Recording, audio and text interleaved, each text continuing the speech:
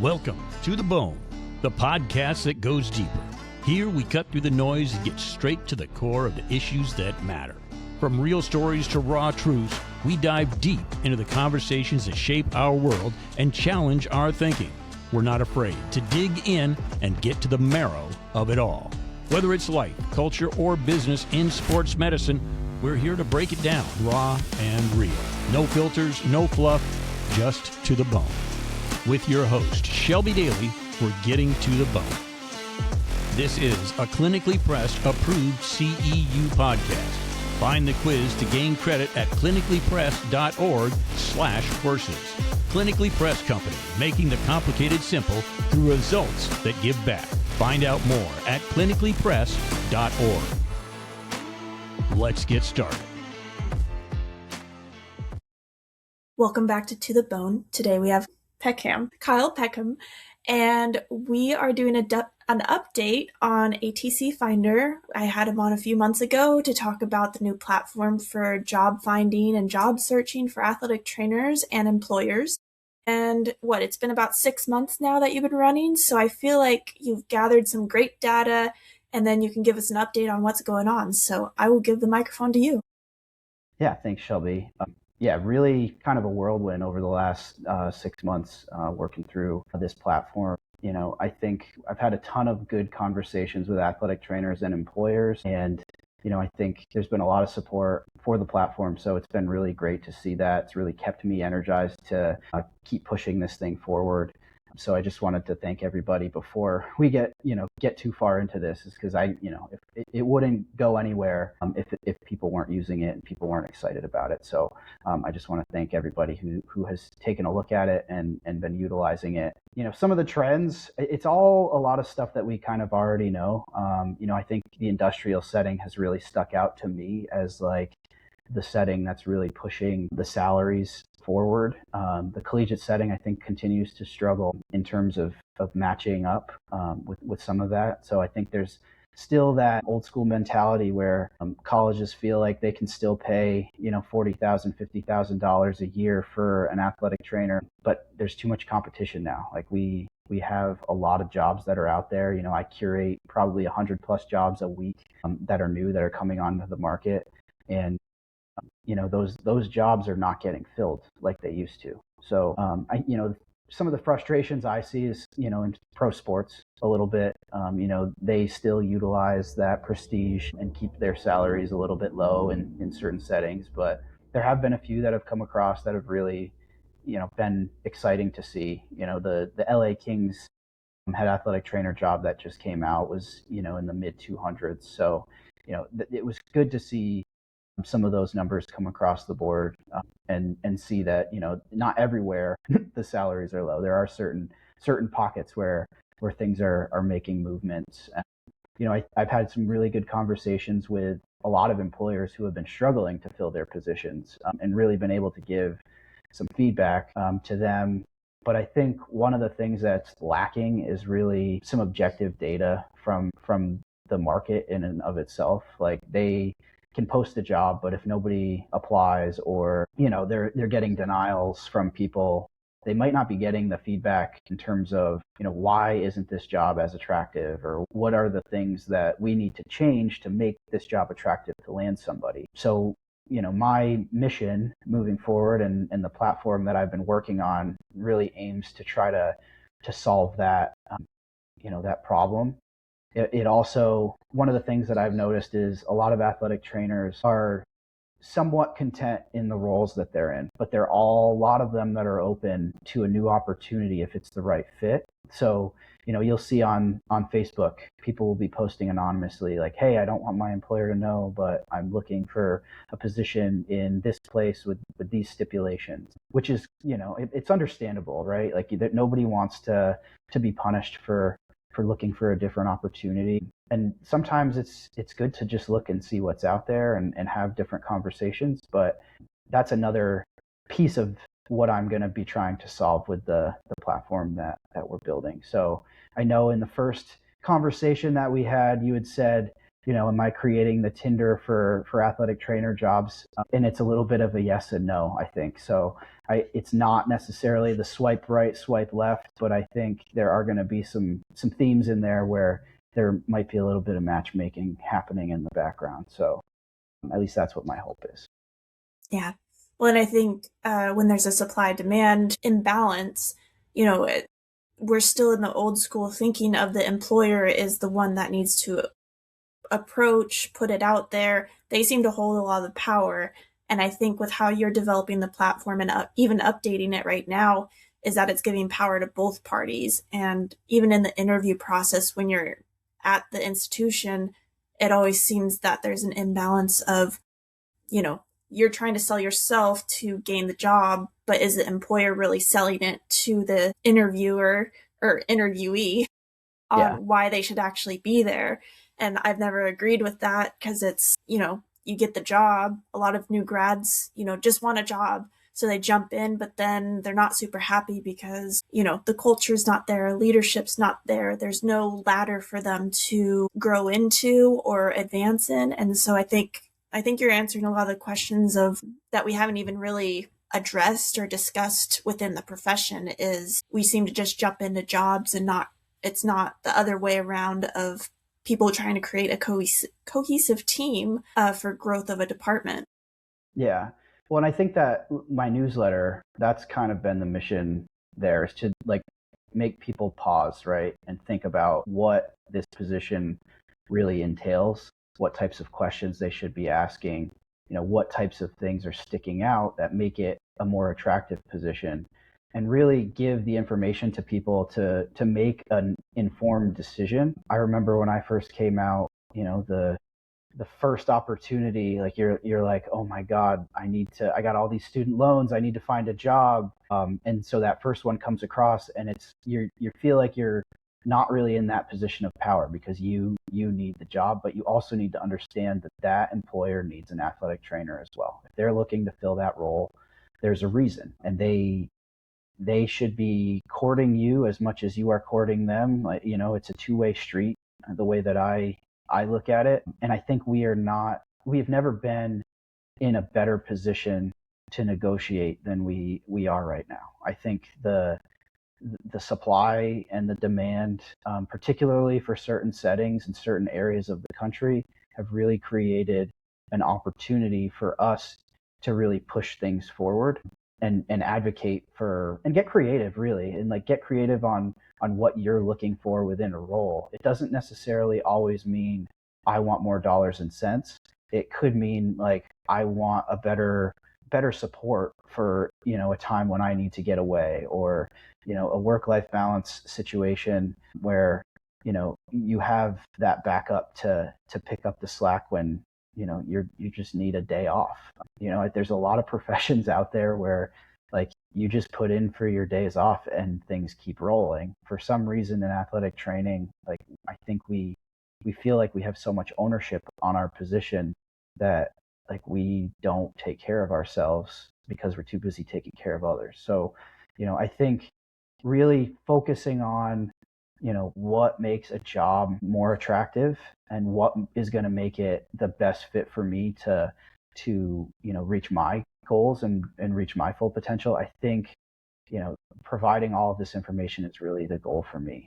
I want to be a steward of the profession and the stuff that I'm building, and solve problems. And I think that what I'm working on is really going to address that and hopefully make this process more efficient, if nothing else. Yeah. Well, and I know that you have the newsletter, but on the back end, are you gathering data for when, upon initial job postings of these are the salaries in these Division 1, Division 2, Division 3, some of those statistics and stuff? Are you gathering any of that? Yeah, so I don't necessarily splice it out Division 1, Division 2, Division 3, or I haven't. It's definitely something I could do with the data that I collect, but it's more setting based. So where are the secondary school salaries stacking up with collegiate and industrial? What postings are advertising benefits or retirement information? I'm analyzing the postings more so than the jobs, because really that's all I have to go off of, right? Is, we have the narrative that and of what is out there, what's being advertised. And it's kind of crazy the amount of positions that don't post some of the stuff that they have. It's like, I don't know why you wouldn't give all of the information that would make your job attractive, but it's, HR departments, for whatever reason, a lot of times don't post that stuff. So yeah, I'm collecting all of that. I have a massive data set of all of those jobs. I think the first 20 weeks I tracked, over 2,500 jobs, and I'm over 3,000 now. So, it's every week I'm collecting as much information and as I can to try to, give that back to the profession and make it digestible. But I'm also finding that like I did a few like market reports the first couple of months, but they weren't getting a whole lot of traction. So it's a lot of work for me to break all of that down. So I was like, if people are just looking to get the newsletter and see that, I'm totally fine to put my efforts in there. And then if there's other people who want to see that market data, then they can reach out to me directly, and we can kind of break that down or find a way to figure out what questions they want answered. But this new platform, it might create opportunities to make that information more available or provide more data points based off of like some of the stuff that I'm setting up in terms of introductions and reasons why people wouldn't take a job or and things like that. So the sky is the limit, I think, in terms of the data here. It's just figuring out how do we want to present it and how is it going to be the most useful for everybody. Mm-hmm. Well, and you had said that you had talked to a few of the job postings about maybe why their jobs aren't getting picked up and all that. Have they gone back and edited whatever the complaint was about their job posting, or done an update, I guess? Yeah, so I think the majority of them, like it's usually a salary issue more often than not.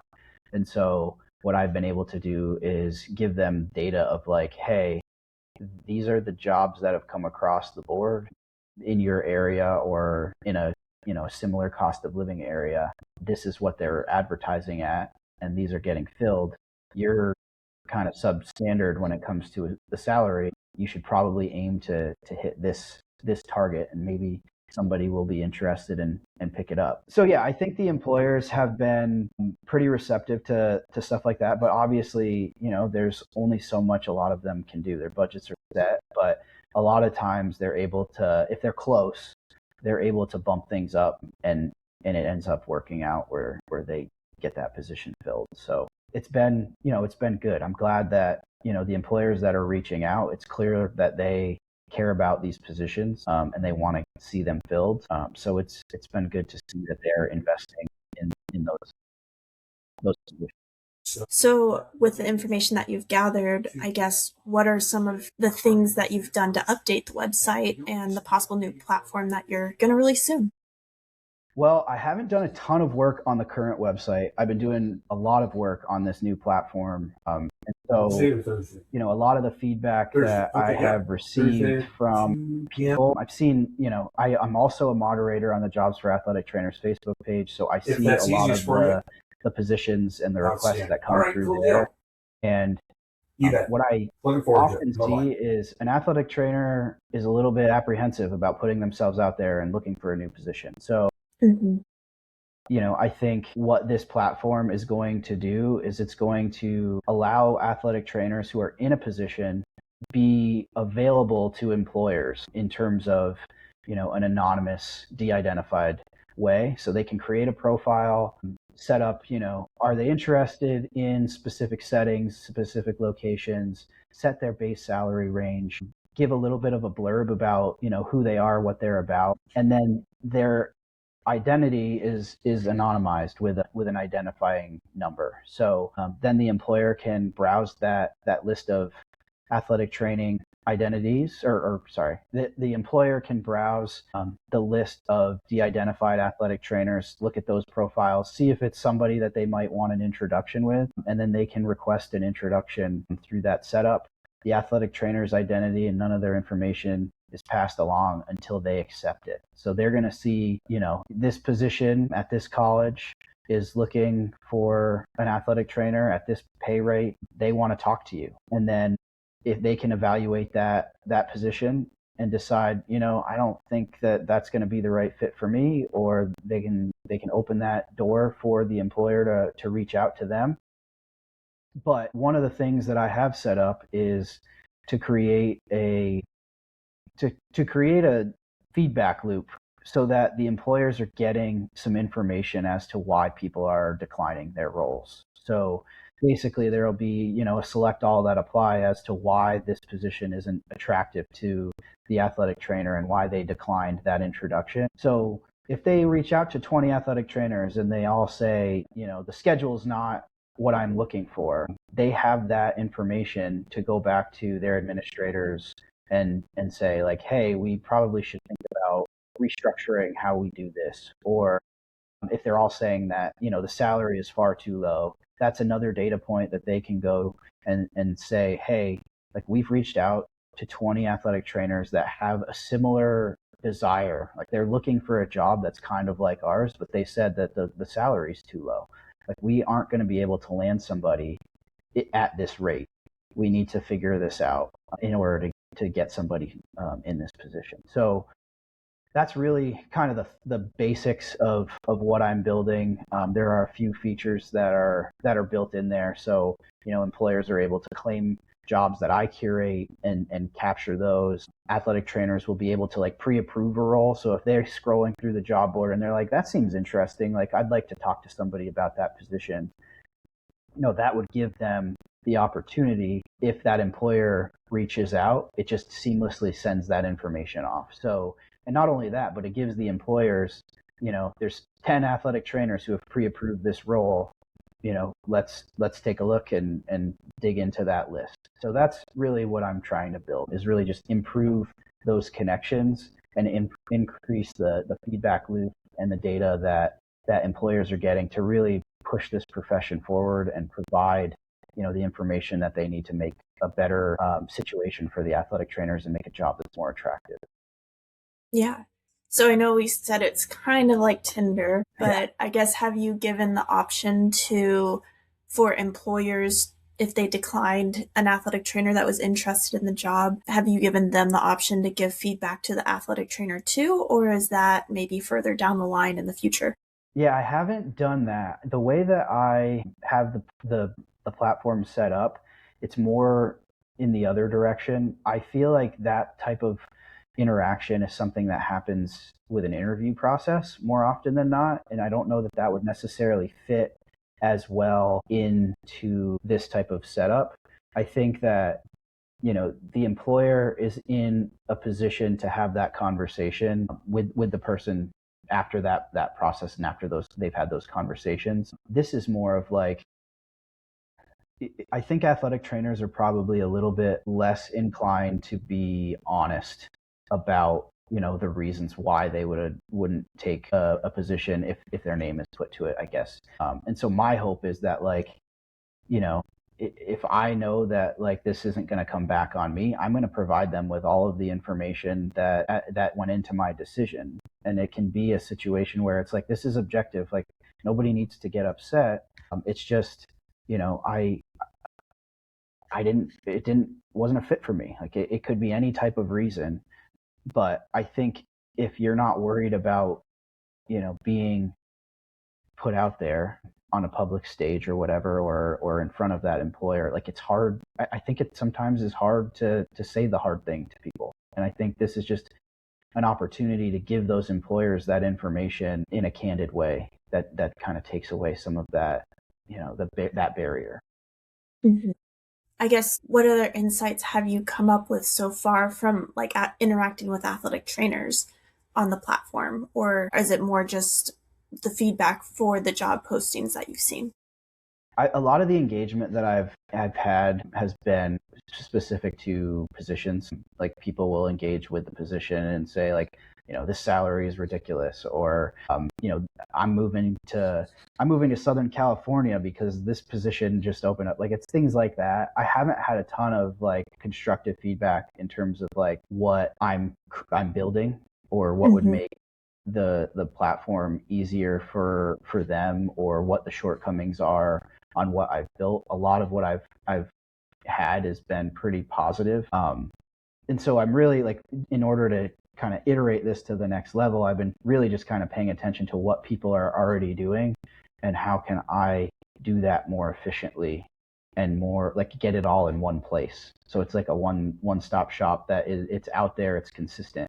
When you post on Facebook anonymously, if people don't see it the first go around, they're probably not going to see it. Whereas in this type of platform, like you live there. Like your information is there, it's available. You can turn it on and off if you want. You're not going to be inundated with all of the recruiter emails or the 100 comments on your post and have to sift through that. Like you are going to be able to, one by one say like, yeah, I'm interested in this position or I'm not, and go from there. So I'm really trying to put the power in the hands of the athletic trainer and give them and empower them to really, take ownership on this process and have power to do so, right? Like I think we need to put ourselves in the position that we're actually in, which is a position of strength. Yeah, and it's still free for the athletic trainer to go on and access all the information and make a profile, correct?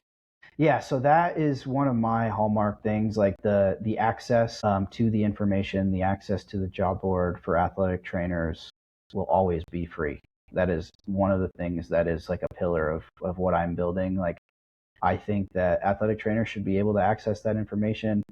Again, I think the employers are in a position where, they're generating revenue, it's different in different settings, obviously, but they're the employer, right? So it is kind of the cost of doing business a lot of times in terms of recruiting. Like a lot of companies pay recruiters, a lot of companies pay for job postings. Like I think that is the side of the market that, I'm trying to build this platform in terms of, sorry, I need to rethink of what I said there because I don't want to piss anybody off. That's the side of the market that I think, is where I'm going to be charging the money and building this off of is, I think the athletic trainers are the scarce resource right now in this setup. And I think, they shouldn't have to pay to access a job.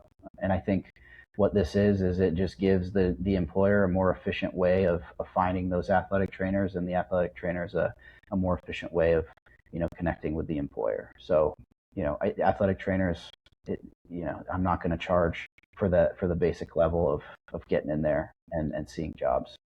Yeah. Well, and I know that we've talked on the backside of things of, trying to create more educational content with your articles and stuff. Do you provide resources for the employers about some of the trends in certain states or areas and stuff, or how do you kind of guide them while they're making a job posting on your platform? Yeah, so it's case by case, right? So certain employers will engage and ask questions, and in those circumstances, like I'll pull the data and try and answer those questions based off of what's available.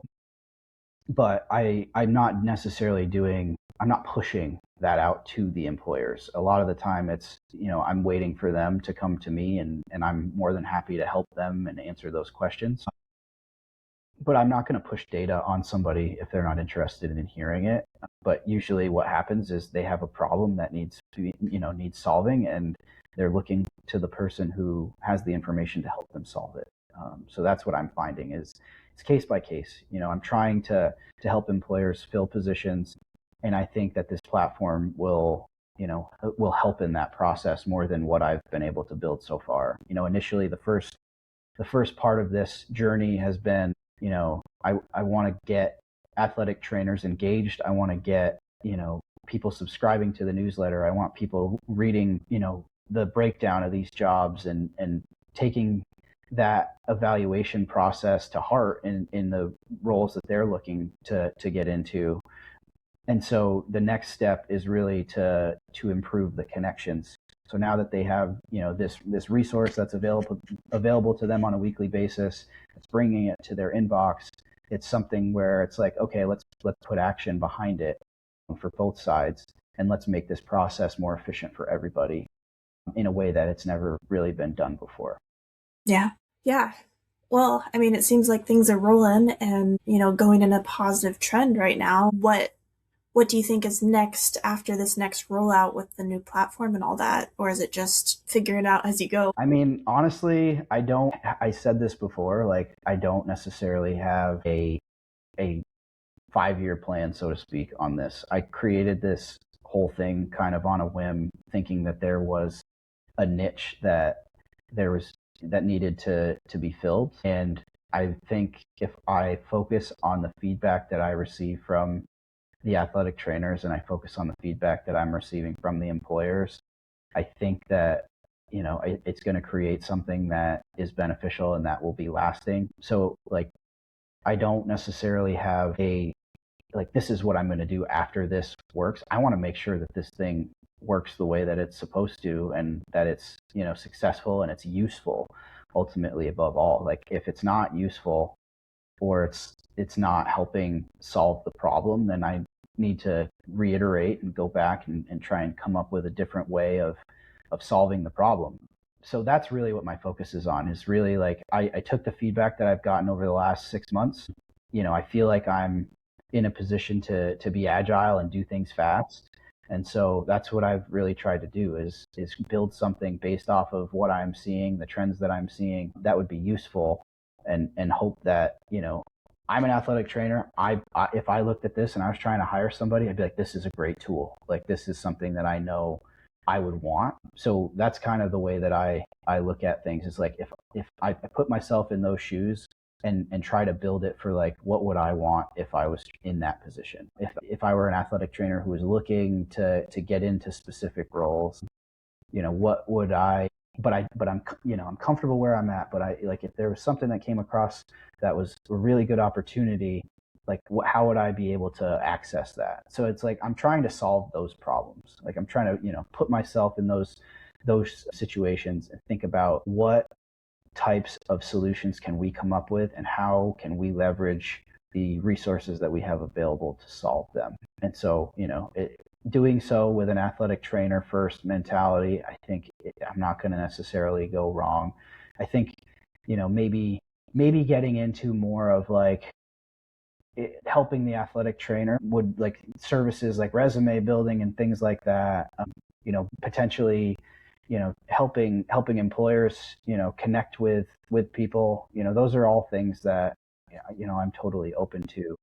Helping employers get creative on if they're struggling, like what are the solutions that are available to them, what connections have I made to maybe help solve that in a way that they hadn't thought of before. There's all sorts of different avenues. I mean, when I started this, it all kind of stemmed from helping one of the schools in Vermont try to find an athletic trainer, right? And so I was like, how is this process so challenging to find somebody in a role that's really not that bad? Like it's maybe in a bit of a rural place, but like there's so much support from the administration. The salary range is not bad at all. The cost of living in terms of what the salary range is very comfortable. And so I was like, it can't be this hard.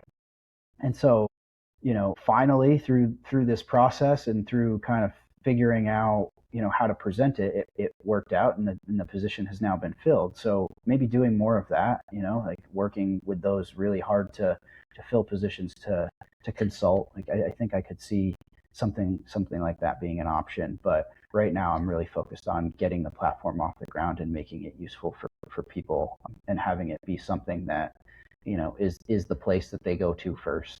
Be the most comprehensive, employer and athletic trainer solution and just make it something that people like to use.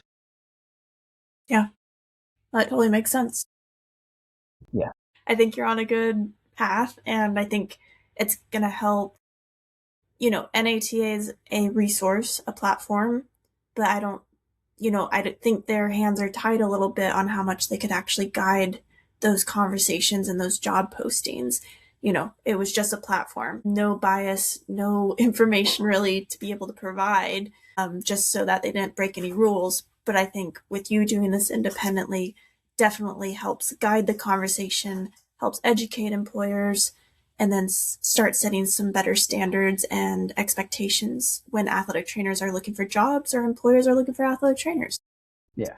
And I mean, I think the NATA Career Center is a good resource for a lot of people. I'm so glad that they decided to ungate it so people can actually see all the jobs now, and you don't have to necessarily be a member to see that. That was one of the, the best things that they could have done, is really, open up that flow of information.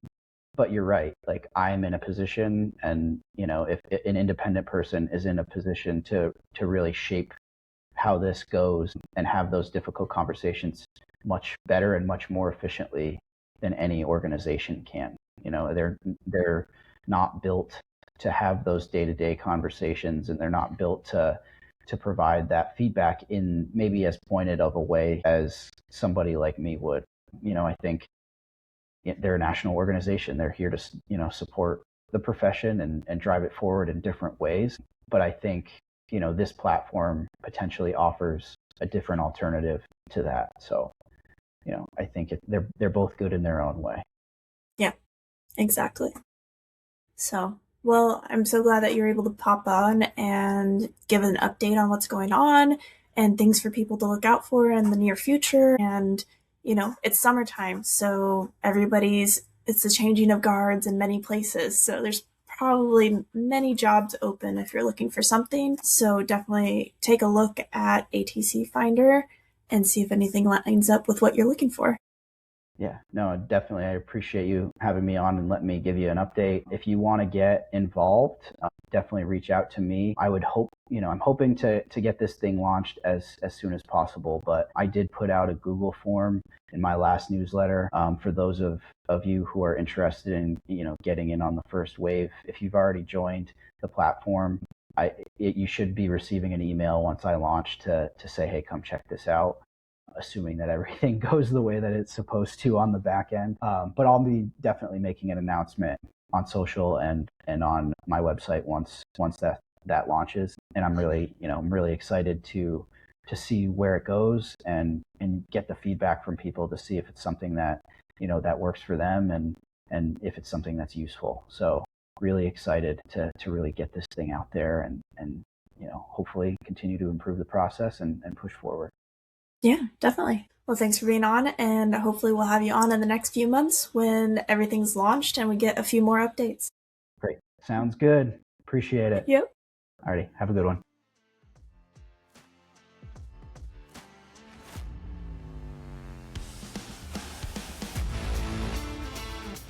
That's it for today's episode of To The Bone. I hope we've sparked some new thoughts, challenged your perspectives, or simply reminded you to dig a little deeper. Remember, life isn't just about what's on the surface. Sometimes you've got to cut deeper and get to the bone of what really matters. To The Bone podcast is a product of Daily LLC. It's hosted and produced by Shelby Daly, ATC, and Randy Daly. No clinical decision-making should be based solely on one source. While care is taken to ensure accuracy, factual errors can be present. For more on the show, visit www.tothebonepodcast.com. If you enjoyed this episode, be sure to subscribe, rate, and leave a review. Get involved in the conversation. You can find us at www.tothebonepodcast.com. Drop us topic suggestions or be a potential guest. We're all about connecting with you, our listeners. Until next time, stay curious, stay grounded, and keep cutting deep.